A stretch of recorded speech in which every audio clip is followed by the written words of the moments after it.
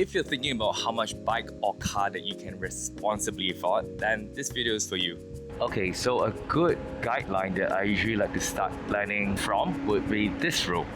So what is the 24-10 rule? Let's break it down. Firstly, 20% down payment basically means you should at least pay for 20% of your vehicle's upfront price.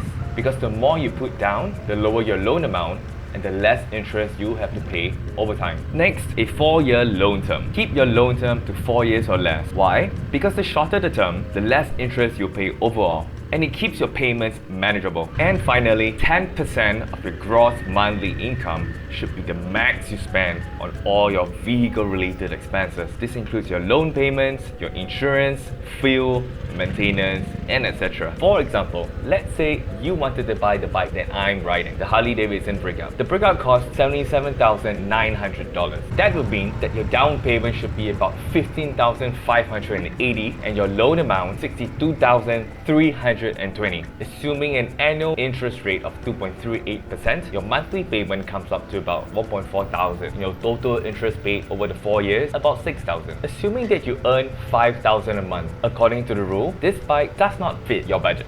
But of course, guidelines are guidelines. You can change them to your liking and kind of plus minus a little bit to find something that fits you best.